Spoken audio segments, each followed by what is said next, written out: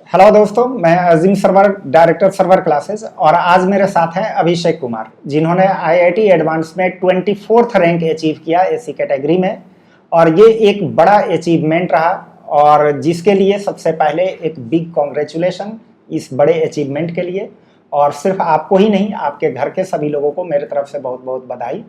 और आज हम लोग इनके साथ बात करेंगे कि आईआईटी की तैयारी के लिए और इस तरह के बड़े अचीवमेंट्स के लिए हमें किस तरह से तैयारी करनी चाहिए, कैसे पढ़ाई करना चाहिए, वगैरह वगैरह। इन सारी चीज़ों पे हम लोग डिस्कस करेंगे, जिससे उन बच्चों को काफ़ी फ़ायदा मिलेगा। एक तरह से गाइडलाइन मिलेगी कि जो बच्चे आईआईटी के लिए अभी तैयारी करने जा रहे हैं। तो अभिषेक कुमार, पहले हम लोग कुछ डिटेल में बातें करें, तो उससे पहले आपकी यहाँ तक की एक पढ़ाई की ब्रीफ जर्नी जानना चाहता हूँ। क्या आपने स्कूलिंग वगैरह कहाँ से किया, कैसे कैसे आपका रहा, तो एक ब्रीफ में बताइए। सर्वर क्लासेस तक पहुँचने से पहले या सर्वर क्लासेस में आए, यानी कि ये रिजल्ट तक के लिए आप एक ब्रीफ जर्नी बताइए।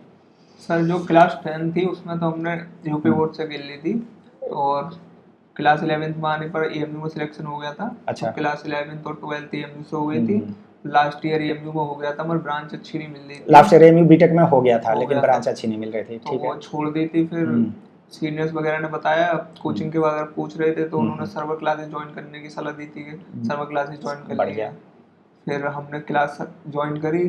3-4 दिन का डेमो भी फ्री था, तो डेमो लिया। फिर वहाँ से 3-4 दिन में पता चल गई थी टीचर कैसे हैं, तो वहाँ से फिर कंटेंट भी अच्छा मिल रहा था। और जब आए तो अच्छा लग रहा था पढ़ने में, चीज़ें मतलब अच्छा ही लग रहा था, मतलब जैसे देखते हैं तो वो अच्छा लग रहा था, तो हम पढ़ क्लास ज्वाइन कर ली थी। फिर हमने फिर हम पढ़ते रहे, तो उसमें सही लगने लगा सारा कंटेंट। अगर टॉपिक भी सभी कवर हो रहे थे हर चैप्टर के, और समझ में भी सही से आ रहा था, तो फिर सही से पढ़ाई चलने लगी थी वहाँ से। बढ़िया। तो सबसे पहले तो उन सीनियर का शुक्रिया कि जिन्होंने ये कहा कि भाई सर्वर क्लासेस पे भरोसा जताया और कहा आपको कि सर्वर क्लासेस में जाइए। खैर, उससे पहले यानी कि जितना मैं समझा कि आपने यूपी बोर्ड से अपना 10th किया। तो पहले ये बताइए कि क्या 10th में जब आप थे तो कभी आपने सोचा था कि आईआईटी के लिए हमें जाना है और आईआईटी में हम ये रैंक अचीव कर सकते हैं? नो सर, वो तो एएमयू में आने के बाद ज़्यादा वहाँ था, मतलब। अच्छा, यानी कि 10th तक तो आपने ऐसा नहीं सोचा था। एएमयू में जब आप आए तो फिर एक माहौल मिला और फिर सोचा कि भाई कि हम आईआईटी कर लें। बढ़िया। तो यानी कि अच्छा, तो ये अनफॉर्चुनेटली फर्स्ट अटेम्प्ट में आपका नहीं हुआ, लेकिन बीटेक में आपका सिलेक्शन हो गया। और लेकिन ब्रांच ना मिलने की वजह से ऑब्वियस है कि आपकी डेस्टिनी यहाँ पे आईआईटी के लिए थी, तो ये एक अच्छा डिसीजन भी था और आपने ड्रॉप किया। और आज रिजल्ट सामने है कि आपने एक अच्छा रैंक भी अचीव किया और आईआईटी में पहुँचने जा रहे हैं। ठीक है। तो अब सर्वर क्लासेस में जैसे आपके दोस्त ने सजेस्ट किया, तो आने के बाद नो डाउट हम लोग 2-3-4 दिन का डेमो ऑफर करते हैं, तो फर्स्ट एक्सप्रेशन क्या था? मतलब क्या अच्छा लगा? फर्स्ट एक्सप्रेशन वाव वाला था, या फिर लगा कि अच्छा अभी सोचते हैं, या फिर नहीं फर्स्ट सर, एक्सप्रेशन? जो पहली क्लास हुई थी हमारी डेमो में, वो केमिस्ट्री की क्लास हुई थी। तो पहले चैप्टर मूल कंसेप्ट का था, तो वहाँ सर ने पहली क्लास ली थी, तो वहाँ से क्लियर कंसेप्ट हो गए। तो उसमें तो वो बहुत अच्छा लगाते हैं कि अब तो ज्वाइन करनी है। सर की क्लास ही अच्छी लग गई थी, पहले सर ने उस हिसाब से पढ़ाया था। फिर मैथ की हुई थी, उसमें मैथ डिटरमिनेंट चला था, तो कुछ अलग सा मिला पढ़, जो मतलब कभी पढ़ा नहीं था उस टाइप से कुछ अलग सा दिखा। तो प्लान तो हो गया था ज्वाइन यहाँ ही करनी है। अच्छा अच्छा। तो वहीं मतलब क्या आपको डे 1-2 में ये डिसाइड हो गया था कि जो हम लोग डिलीवर कर रहे हैं कि वो आपके लिए रिलेवेंट है और वो आईआईटी तक आपको पहुंचा सकता है? ठीक है। देन उसके बाद स्टडी मटेरियल वगैरह टेस्ट होते हैं कोचिंग में। सिर्फ एक टीचर के पढ़ा देना ही नहीं, बहुत सारे पैरामीटर्स होते हैं कि लाइक आपका टीचर बढ़िया, पहले तो बात के टीचर के पढ़ाने का अप्रोच जो एक कंसेप्ट बिल्डिंग वाला होना चाहिए कि बच्चे में ये एबिलिटी डेवलप कर दें कि बच्चा बड़े से बड़े प्रॉब्लम्स को खुद से टैकल कर सके। तो एक तो ये बात टीचर में होनी चाहिए। अगर ये हो जाता है तो इसका मतलब कि टीचर बढ़िया राइट डायरेक्शन में जा रहा है। देन बात आ जाती है कि मटेरियल टू द पॉइंट होना चाहिए, टेस्ट अच्छे होने चाहिए, टाइमली सिलेबस होना चाहिए। तो इन सारी चीज़ों में मतलब क्या आपको आगे कहीं ऐसा लगा कोई डिसअपॉइंटमेंट, या सारी चीज़ें आपके एक्सपेक्टेशन के अकॉर्डिंग या उससे बेहतर लगती गई? कि सर, जैसे कि टेस्ट वगैरह जो थे वो तो टाइम टू टाइम हो रहे थे, जैसे डीपीटी भी हो रही थी। सब सही चल रहा था, सिलेबस भी सही टाइम पर हो गया था, जनवरी के लगभग में हो गया था सिलेबस कंप्लीट। तो वहाँ से कोई दिक्कत नहीं, प्रैक्टिस के लिए टाइम भी मिल गया था। हम्म। और फिर तो मॉड्यूल तो यहाँ के सही है, अगर मॉड्यूल करते हैं बच्चे, अगर ज़्यादा बुक वगैरह पे भागते तो सही नहीं है, मतलब अपने मॉड्यूल ही करते रहें। फिर लास्ट में आके अगर तुम्हारे पास टाइम है तो बुक ले सकते हैं, या हमारे पास तो टाइम नहीं था, ड्रॉपर में थे, तो पहले हमने मॉड्यूल कर लिया, फिर 2-3 महीने बचे थे तो मॉड्यूल की जगह फिर PYQ बुक ले ली थी, तो PYQ करते रहे थे। बढ़िया, तो सही है। यानी कि मॉड्यूल ये देखिए कि अभी इससे पहले भी एक इंटरव्यू किया था हम लोगों ने जैद आगा के साथ, वो भी IIT एडवांस क्वालिफाई किए थे, उनका भी यहाँ पे हम लोग के चैनल पे इंटरव्यू है। उस वक्त भी मैंने सेम बात कही थी जो अभी फिर भी रिपीट करने जा रहा हूँ कि आप अगर कोई कोचिंग ज्वाइन किए हैं, जिस कोचिंग में भी, ऑब्वियसली आपको सबसे पहले उस कोचिंग पे तो भरोसा रखना है, और जाहिर है कि आप टेस्ट करके ही ज्वाइन किए होंगे, तो उसमें उनके जो मॉड्यूल्स हैं वो पहले आप शुरू से आखिर तक करिए। मान के फिक्स रहिए, पहले स्टिक रहिए किसी एक बुक पे, और वो बुक क्या है कि अगर आप कोचिंग ज्वाइन किए हैं तो उसका आपका मॉड्यूल कि जिसमें शुरू से आखिर तक के सारे मॉड्यूल्स के क्वेश्चंस करिए, उसके थ्योरेटिकल पोर्शन पढ़िए वगैरह वगैरह। अगर एंड तक आप मॉड्यूल कर लेते हैं तो एक तरीके से उस वक्त ये माना जाता है कि आपके सारे कंसेप्चुअल पार्ट क्लियर हो गया है, प्रॉब्लम्स को क्रैक करने की एबिलिटी आप में आ गई है, और हर टाइप के प्रॉब्लम्स अब आपके सामने आ चुके होंगे। तो नेक्स्ट जो स्टेज बचता है वो उसके लिए हम लोग रिकमेंड करते हैं कि previous year question. Previous year question market में सोचिए कि 40 साल तक का है, 40 साल तक तो कोई बच्चा पहुंच भी नहीं पाता है। ठीक है, आप स्टार्टिंग के अभी पीछे की तरफ से अगर आप करते हैं और 15 साल 20 साल के भी अगर प्रीवियस ईयर के क्वेश्चंस कर लेते हैं तो उससे एक तरीके से सारे कंसेप्ट आपके सामने आ चुके होंगे, या उन कंसेप्ट्स पे प्रॉब्लम्स कैसे फ्रेम किए जाते हैं वो प्रीवियस ईयर के सारे 15 साल के क्वेश्चन में मिल जाएंगे। तो प्रीवियस ईयर के क्वेश्चन से ये आपको फ़ायदा हो जाता है कि जितना भी आपने थ्योरेटिकल पोर्शन सीखा और जो आपने उसका एप्लीकेशन सीखा था वो एक तरीके से पूरा फिर रिवाइज हो गया, कि पूरे थ्योरी का रिवीजन, फिर उनके बेस्ट क्वेश्चंस कैसे फ्रेम किए जा सकते हैं वो कर लिया। और दूसरी बात कि एग्जैक्टली सोचिए कि उस वक्त आप अपने टारगेट को हिट कर रहे होते हैं, यानी कि आप एग्जैक्ट ये क्वेश्चंस कर रहे होते हैं जो इसने बनाया है और जिस तरीके से अब आपको पूछा जाने वाला है। तो प्रीवियस ईयर के क्वेश्चन बहुत सारे हैं, उसके बाद एंडलेस आप करते रहिए क्वेश्चंस। हाँ, बुक्स जो है साइड बुक की भी ज़रूरत पड़ती है, और साइड बुक में को हम लोग तब कहते हैं, रिकमेंड करते हैं कि जब ये स्टेजेज आप अचीव कर चुके हों तो और मोर क्वेश्चंस की ज़रूरत हो तो आप और मोर क्वेश्चंस के लिए साइड बुक रखिए, या कोई टॉपिक अगर अनक्लियर्ड है तो उससे बुक से जाइए और वहाँ से उसको करिए। जैसे साइड बुक में यूजुअली हम लोग रिकमेंड करते हैं कि भाई कि एक सिंगेज की है, तिवानी की बुक वो है, और या फिर ब्लैक बुक है, वो उस वक्त काम आएगा कि जब हमें और ज़्यादा क्वेश्चंस के प्रैक्टिस करने की ज़रूरत है। तो जैसे आपने बताया कि आपने काफ़ी एफिशिएंटली वर्क किया, कि आपने मॉड्यूल पे टिके रहे, मॉड्यूल तक आपने एंड तक किया, और जब टाइम मिलता था तब आप उसके बाद प्रीवियस ईयर के क्वेश्चंस करते थे, और जाहिर है प्रीवियस ईयर के क्वेश्चन आप जितना कर सकें बेहतर है। तो इसके अलावा भी क्या कोई बुक्स वगैरह कोई देखे थे? जैसे कि अगर हम फिजिक्स में बात करें तो मॉड्यूल तो इनफैक्ट सफिशिएंट है, क्या कोई और बुक की भी ज़रूरत पड़ी थी? नहीं, उसमें नहीं की थी, नहीं ज़रूरत पड़ी थी, यानी कि वर्मा मर कभी की नहीं थी। अच्छा, तो यानी कि पूरा मॉड्यूल करने के बाद उसमें भी PYQ वही सेम चीज़, और यही केमिस्ट्री में भी, और यही आपको मैथ्स में भी। हाँ, केमिस्ट्री में NCERT वगैरह के क्वेश्चंस वगैरह? सर केमिस्ट्री में NCERT पढ़ना तो सफिशिएंट है, अगर उसकी सफिशिएंट है। ऑर्गेनिक इनऑर्गेनिक अब की बार देखा जाए तो पूरी NCERT छप पर आई है, कुछ ही रिएक्शन है जो अलग से आई थी, ऑर्गेनिक कंप्लीटली NCERT से आ रही है, और इनऑर्गेनिक भी। तो ऑर्गेनिक NCERT को ज़्यादा देखें केमिस्ट्री में तो ज़्यादा बेहतर है। बिल्कुल, तो ये व्यूअर्स जो इनमें IIT एस्पायरेंट्स हैं वो ये बात नोट कर लें कि जो है कि आपको NCERT खास तौर पे केमिस्ट्री के लिए अगर उस पर आप मेहनत कर देंगे ज़्यादा तो एक तरीके से वो काफ़ी एफिशिएंट आउटपुट देगा। NCERT पे बहुत बच्चे उसको हल्के में लेके चलते हैं कि NCERT में कुछ नहीं है, पता चला ऊपर पढ़ लेते हैं, उन्हें लगता है कि कुछ नहीं है तो नहीं है, लेकिन हकीकत यह है कि IIT एडवांस लेवल के मोस्ट ऑफ द क्वेश्चंस आपके खास तौर पर इनऑर्गेनिक और ऑर्गेनिक के NCERT बेस्ड ही होते हैं। तो उसको आपको डीपली पढ़ना है, और उससे आपका केमिस्ट्री अच्छा खासा, उसमें कुछ नहीं, अगर हम मान लेते हैं कि केमिस्ट्री चूँकि हमारा सब्जेक्ट नहीं है, अगर 100% नहीं भी होता होगा तो 70% तक तो बच्चों से ही जो पता चला है कि वो 70% तक के क्वेश्चंस ऑर्गेनिक इनऑर्गेनिक के तो NCERT बेस्ड होते हैं। अब सोचिए कि पतली सी बुक, कम मेहनत पे आप उससे 70% कर लें तो ये एक बड़ा अचीवमेंट होता है।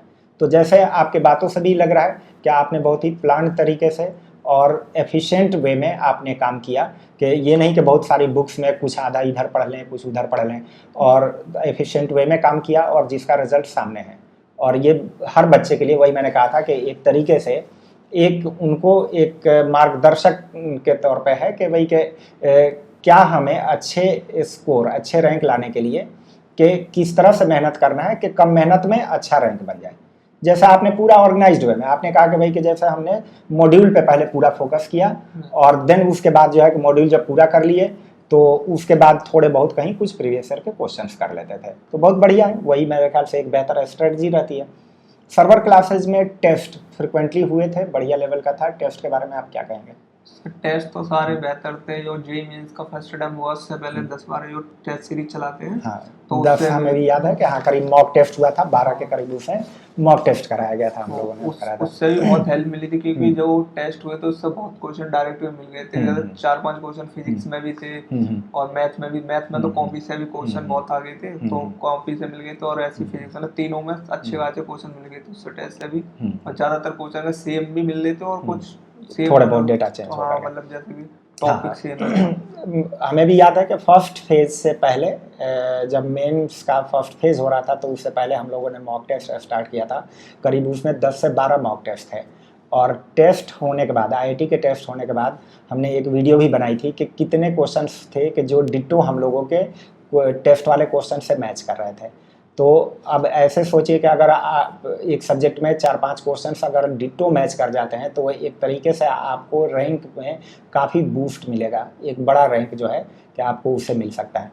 और खैर मतलब बच्चों को ये रिकमेंड किया जाता है कि आप टेस्ट जो है काफ़ी सारे दें, मतलब ख़ास तौर पे जब आपका एक्चुअल जो टेस्ट होने वाला है उससे पहले प्रैक्टिस टेस्ट कम से कम 8-10 आप करके जाएँ।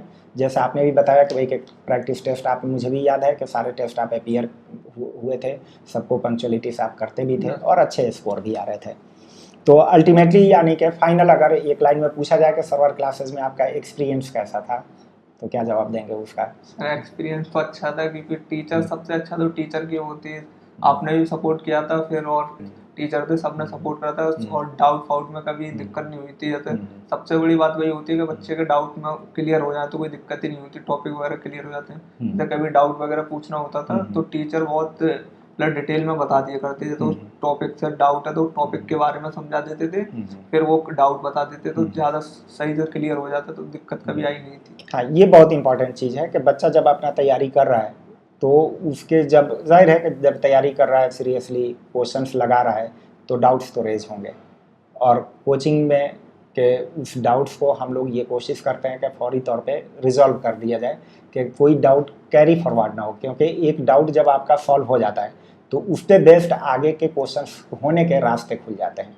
तो कभी भी बच्चों को डाउट एक्यूमुलेट नहीं करना चाहिए, कि जो आपको डाउट हो रहा है पहले तो उस जो भी क्वेश्चन आपके सामने आया अगर पहली अटेम्प्ट में नहीं हुआ तो कोशिश करिए उस पर फिर मल्टीपल अटेम्प्ट्स करने का, कि यानी कि आप जो है कि कुछ देर के बाद या कुछ 2-4 क्वेश्चन सॉल्व करने के बाद फिर से उस क्वेश्चन पे आइए और ट्राई करिए, फिर दोबारा ट्राई करिए। यानी कि आप मैक्सिमम पहले अपने अटेम्प्ट्स लगा लीजिए, अगर फिर भी नहीं हो रहा है तो उसको फिर लॉन्ग टाइम के लिए होल्ड मत करिए, फ़ौरन अपने टीचर से पूछिए।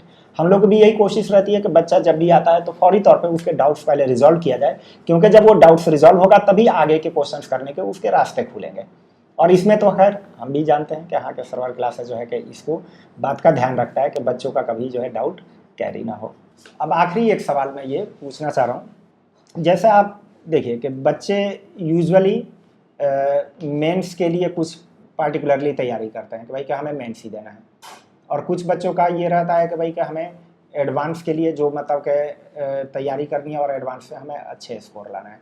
तो एक बच्चों में ये एक सोच रहती है कि भाई मेंस की तैयारी का तरीका अलग है और एडवांस अलग चीज़ हो जाती है। क्या आप इसके बारे में क्या कहेंगे कि मेंस और एडवांस को दो अलग अलग तरीके से देखते हैं या दोनों सेम चीज़ है? यानी कि कैसे कोई बच्चा, कुछ बच्चे तो ऐसे भी होते हैं कि मेंस में भी बढ़िया काफ़ी सुपर डुपर स्कोर जाता है और एडवांस में भी चला जाता है, तो इसके बारे में आपकी क्या ओपिनियन है?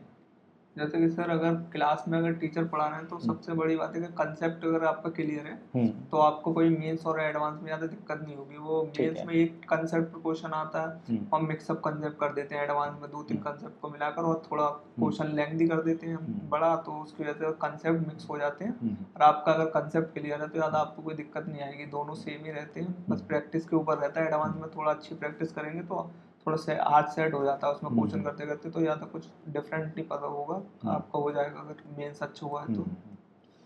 तो बिल्कुल अच्छी बात है कि ये हर व्यूअर्स के लिए ये भी एक काफ़ी इम्पोर्टेंट पॉइंट है कि सुनिए कि जो बच्चे ये समझते हैं कि आईआईटी एडवांस के टेस्ट का लेवल अलग होता है, उसकी तैयारी कोई अलग तरीके से होती है, तो इसलिए हम पहले मेंस पे ही फोकस करें, तो एक तरीके से ये सोचना जो है कि ये बिल्कुल ही दुरुस्त नहीं है।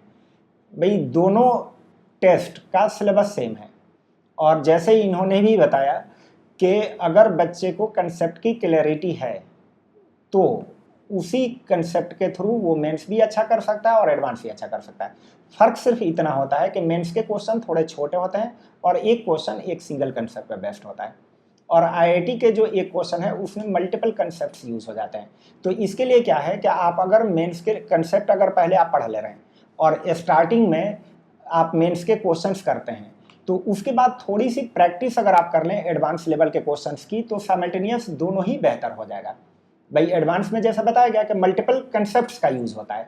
अब चूंकि आप जब शुरू में प्रैक्टिस करते हैं तो आपको भी चाहिए सिंगल कंसेप्ट वाले, तो मेंस के PYQs वगैरह कर रहे हैं या मेंस लेवल के क्वेश्चन कर रहे हैं, तो एक एक तरह से सिंगल कंसेप्ट यूज़ हो रहा है और उसकी क्लैरिटी होती चली जा रही है। लेकिन उसी वक्त जैसे ही वो खत्म हो और देन आप मेंस एडवांस के क्वेश्चन लेकर के बैठें, तो आपको लगेगा कि भाई सारी चीज़ें वही यूज़ हो रही हैं, बस एक क्वेश्चन में 4-5 कंसेप्ट हमें यूज़ कर लेना है। तो थोड़ा सा अगर एडिशनल क्वेश्चन की प्रैक्टिस कर लें तो अपने आप एडवांस की भी तैयारी सही हो जाएगी। तो आई थिंक ये पॉइंट भी एक व्यूअर्स के लिए काफ़ी इंपॉर्टेंट है कि जो ये समझ के चलते हैं कि मेंस की तैयारी का स्ट्रेटजी अलग होना चाहिए और एडवांस की तैयारी की स्ट्रेटजी अलग होनी चाहिए।